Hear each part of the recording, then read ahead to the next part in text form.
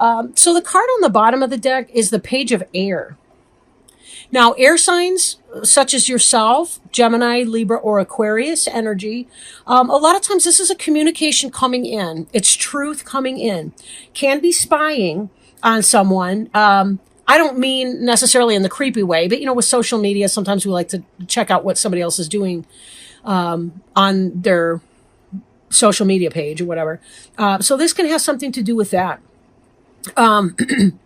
This is, air is communication energy. It's internet. It is travel, right? Now, according to the keynotes on the card, this can be challenging information, delays or changes to plans, and truth delivered without tact, right? So watch out for your role in that. Sometimes people have a tendency to be too blunt and they don't recognize, how it can sound to the other person that can create unnecessary or unwanted conflict with somebody. But I will put this back. It'll be out of sight for now, but we'll reference this as we go on, see if it makes more sense in a reading. But, excuse me. Whoops. Ten of Fire shows that you're burdened. You've got a lot of responsibilities on your plate. You're working a lot. This can indicate a need to delegate responsibilities to other people. Your life may be out of balance. It can also indicate stress-related health concerns. So there is some kind of a need to slow your pace a little bit if you can. I remember reading a study that people who work really hard, like if say you work more than 60 hours a week, you have no additional productivity beyond the 60 hours.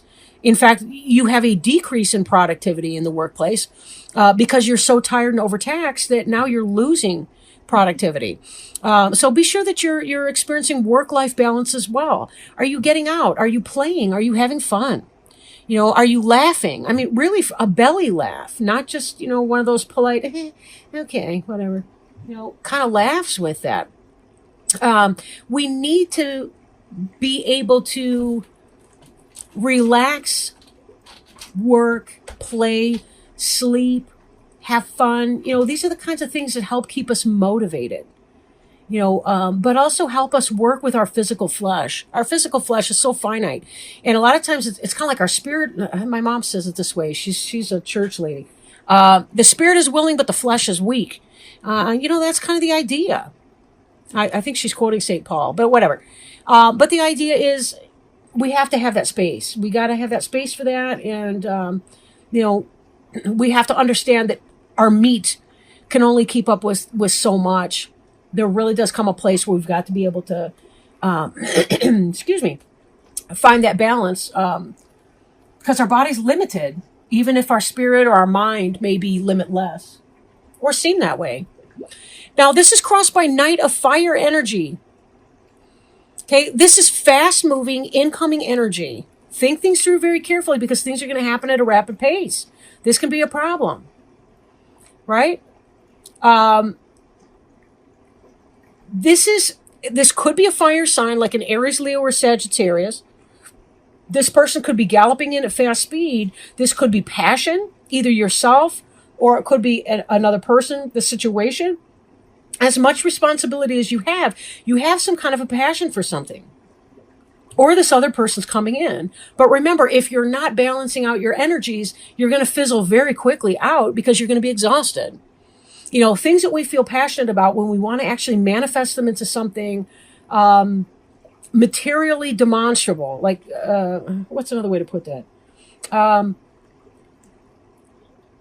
We can have a passion to write a book, but if we don't actually sit down and write it, it's never going to happen.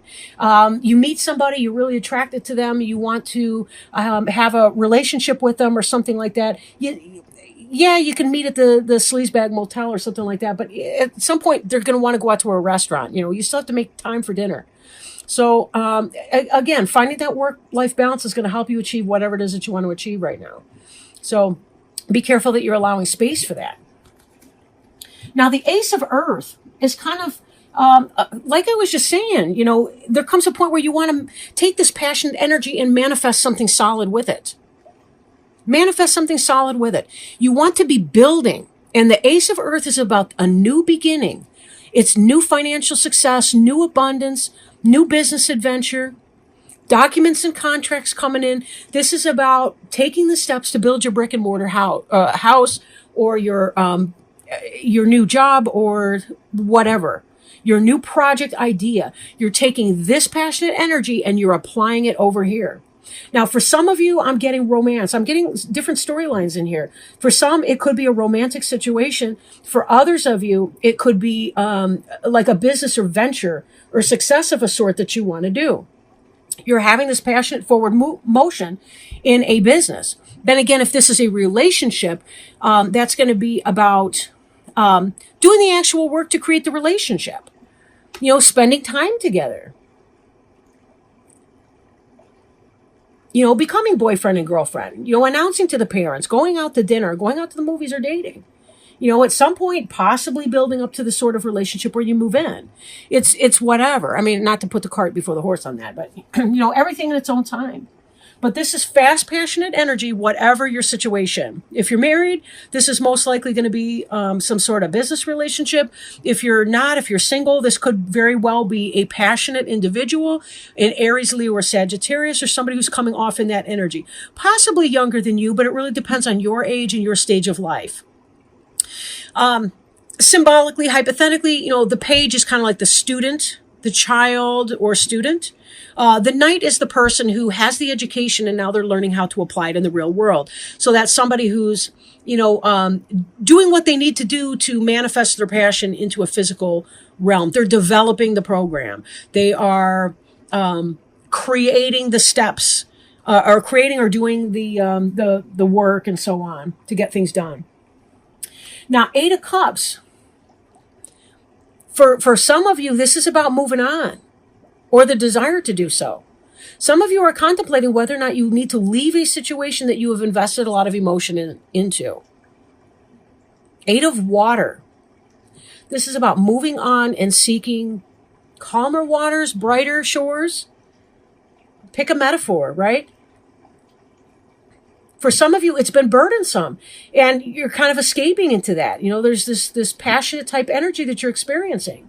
Now, just behind you, we see about you coming into your own new partnerships or contracts. We saw the contracts in the Ace of Earth and continuing to move forward. For some of you, it really is, maybe you've met somebody and you're ready to leave a situation that's no longer happy for you.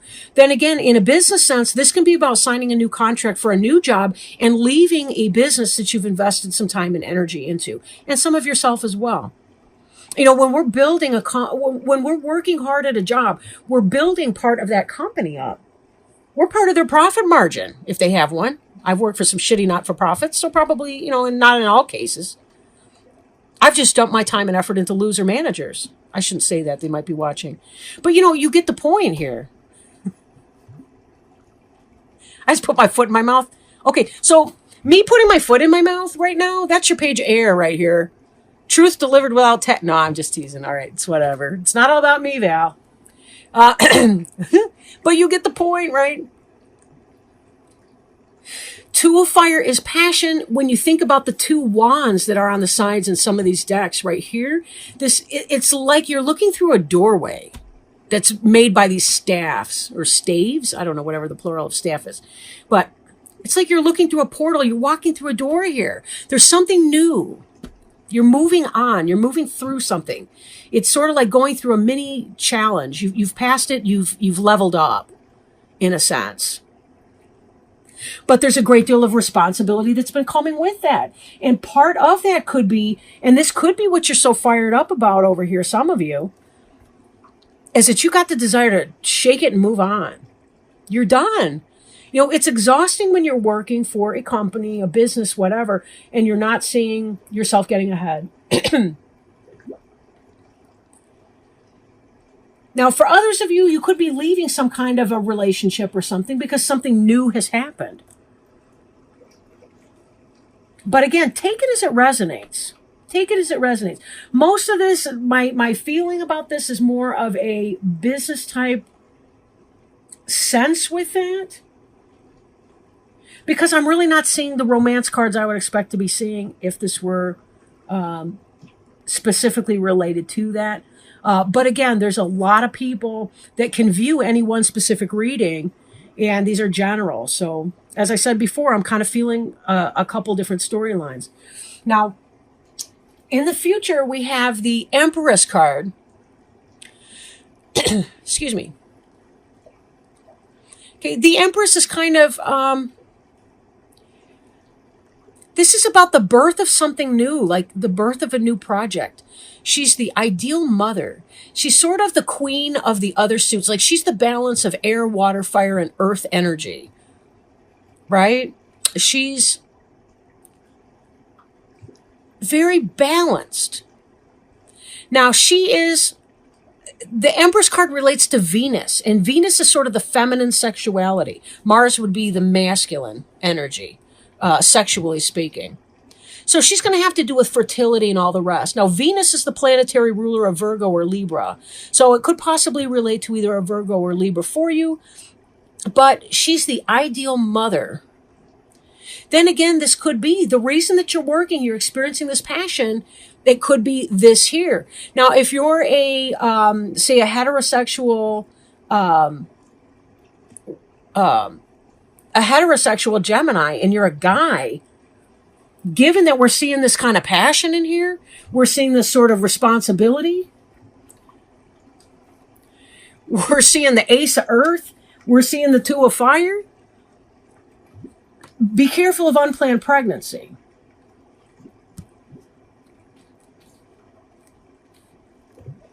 Because that's always a possibility too, right? But a lot of times the Empress is really more symbolic. Now, this is somebody who's got their brick and mortar, their earth down. They know how to do their adulting. And yet they also are in touch with their intuition. They're also highly logical. They're self-disciplined. They understand their emotions and they don't tend to be overwhelmed by them. They have the balance of logic and emotions at the same time. The Empress is really kind of in a good place like that. She's a very nurturing being, a quintessential feminine energy here. So this could be you or somebody near you. The Empress could be the person that you go to when you're feeling overburdened or overwhelmed, when you've got all these responsibilities on your plate.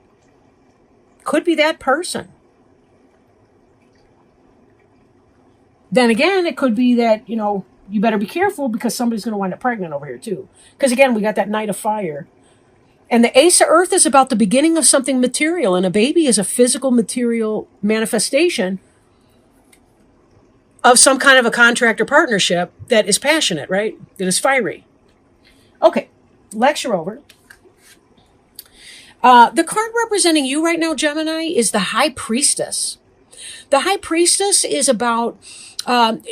she's a female, doesn't have to be a female. Men can walk in the High Priestess energy as well. But she's really the goddess that is, I want to say the virgin goddess, that was associated with the moon. But remember, the virgin goddess wasn't about, asexual behavior. It had to do with a woman who was unto herself, that was not, I want to say owned by a man, but I hate to say it that way. The Empress has a partner, the Emperor. The High Priestess is the moon goddess. She's Selena. She's, who are some of the other ones? Whatever. But you get the point, right? She's very intuitive. She understands the mysteries of the universe. She has affinity with the moon and the lunar cycles and so on. Again, if you're a heterosexual Gemini woman, be careful it's not you becoming pregnant. This is intuition. You've got the Empress coming and you are the High Priestess. This is kind of a progression from the Virgin Goddess of the temple to the Earth Mother Goddess. But when I'm thinking about the moon, I'm also thinking about the 28-day cycle. It's 27 point whatever. But I'm thinking about the lunar cycles that accompany with that. And of course, when I think of lunar cycles and the like, that makes me think again of female fertility. So be mindful of that this month. Three of Fire. Here's another one. We move from the Two of Fire over here to the Three of Fire. Three of Fire is about waiting for your ships to come in. Three of Fire is waiting for your ships to come in. You've taken steps. You've transacted business. You've done some good work here. Partnerships, contracts, and all the rest. And here you're waiting for that ship to come in. It's not that it might come in. It's that it is, in fact, coming in. They're on the way. You can see the mast in the distance. Maybe not in this deck of cards. Everything's so small, I can't see it. But then again, my eyes aren't what they were. Whatever. I babble. And I digress. So, you're a card of the environment. This is how other people see you in the environment. They see you as your ship's coming in. This is how you perceive your environment. This is all about waiting for that to come in. Again, doesn't have to be a harvest, but given that we've got some potential baby making activity going on, this could also be about waiting for that to come in. So, what you reap, you shall sow, literally and metaphorically. Now, hopes and fears, a false sense of entrapment, being overly focused on material things, and negative or fear-based thoughts. What is keeping you trapped, Gemini, in your mind? How are you feeling stuck and unable to move on? Like we saw this Eight of Wands. I listened to another reader who says, Eight of Cups, that ass. When she's talking about, you got some crumb bum in your life, get rid of him, her, it. Get rid of that person. You got an Eight of Cups, that ass, she says. And it's true, but sometimes we're our own worst enemy. How are we tying ourselves down? What is our addiction, literal or metaphorical addiction? What is it that we are holding on to that no longer benefits us, that we need to really get rid of? What is our fear in this? How are we keeping ourselves trapped in a burdensome situation because we're experiencing fear? Why are we grinding ourselves into the ground like that? We need to come back into this place of balance and let go. Right? What is our metaphorical baby? But, what is it that we're attached to that we don't need to be? Now this is in the hopes and fears. So it could be that you're fearing that you're going to have this issue. Then again, sometimes people focus on things and like, it's all the same. It won't matter anyway in the end, and this and that. And we kind of kneecap ourselves because we think negatively. We have to think the language of manifestation. If you want change to happen, if you want to feel excited, if you want to bring this passion back into your life, you got to figure out what that means for you. And is it a selfish passion that's just going to trap you? Or is it a positive passion, something that's going to help you feel motivated in your life? Where do you need to feel passion in your life? Where do you feel dead? Where are you walking through the motions or going through the motions? Then, of course, think of that Buffy song. But whatever, where are you going through the motions in your life? How do you kick yourself into gear? This Two of Earth, too much going on at once, the need to make a decision and consider a more playful approach. And didn't we talk about that in the beginning, about the need to be more playful? Or was that in my Taurus reading? But no, that was here because we had this Ten of Fire with the responsibility. Life is out of balance, stress-related health. The Two of Earth is this kind of, can you even see my hand? We're juggling from one thing to the other, trying to figure out what are we going to do next. I'm trying to make a figure eight here. It looks crazy on this film. But anyway, playfulness, making a choice, determining what it is that we want. It's not going to be that easy. Life is just not that easy. We have to make choices. We can't say, well, I'm not going to make a choice, because ultimately that becomes the choice, is when we don't decide something and we let it all play out, and then we lose the opportunity, and then we realize, oh, well, crap, maybe I should have done something about that. Maybe I should have done that. But by then the door's closed. It's too late to do it. Not making a choice is making a choice. There's no way to avoid that information.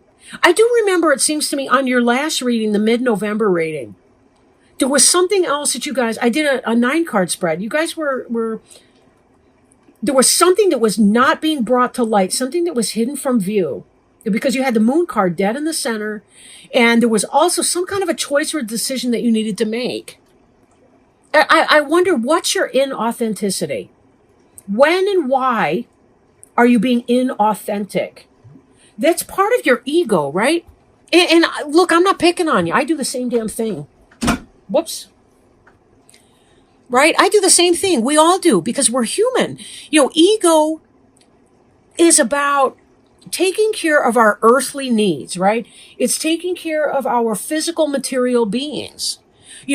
Selfishness, right? Selfishness can be a bad thing, but if you're trying to find materials and resources and squirrel them away for your family, then that's not so bad, is it?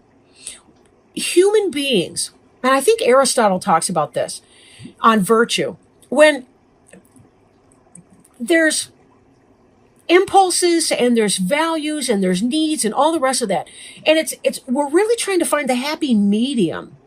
Let me give an example, like with bravery. We all would say, oh, bravery is a good thing, courage is a good thing. But if you're in a war zone and you rush into enemy fire without thinking, your bravery, your courage is too much. It's too over the top. It's like you've overdosed on courage. You need to draw it back a little bit so that you can be reserved and hesitant and look around. Then again, if you don't have enough courage or bravery, you may be a coward. I like to say you'd be a normal person, but okay. But I think courage comes from being a normal person who does something anyway, even at great risk to oneself. It's that extreme, right? We can also think about other things. Example, sex. Sex is neutral. It's neutral. On the one hand, you could have, say, a committed couple having sex, and that's a wonderful thing. Then again, at the far opposite end of the extreme, you have non-consensual sex, such as rape or child abuse. So you can see how, if we don't find a balance for our sexual impulses, a balance for our courage, a balance for the things that we do, we can fall off on either side of that. So with ego, it's not exactly a bad thing in and of itself, but we have to find the balance in the middle. I have to take care of me and my needs, but not to the extent that I'm harming other people to do it. I can't kill somebody because I want their stupid peanut butter and jelly sandwich, right? It's that same idea. So how can we work with this? Understand what your ego need is, but talk yourself out of the sense of entrapment. Note that the wording on the card says a false sense of entrapment. This has to do with a mental picture that you create for yourself. How do you talk yourself in or out of anything? You are the queen and the king of ambivalence, Gemini. This 2 of Earth final outcome card, surprise. That's almost a wild card because you live there. Some of you. I don't mean to pigeonhole everyone into the same. But there's that sense of that, right? It's so hard to find that balance in there, to be able to make a decision, because it's like you want both things at the same time. Very contradictory, but you know what? That's who people are. We can love someone and hate them at the same time. They're flip sides of the same coin, but it's on the same coin, right? Speaking of coin, how do we find the balance in that?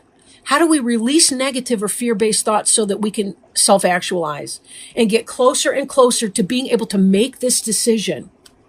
Courage, remember, is not the absence of fear. It's about action in spite of the fear. But like we saw in the example of the courage, you have to engage your mind first and think first so that you know you're not hastily rushing into enemy fire, but you have to weigh it out and figure your stratagem correctly.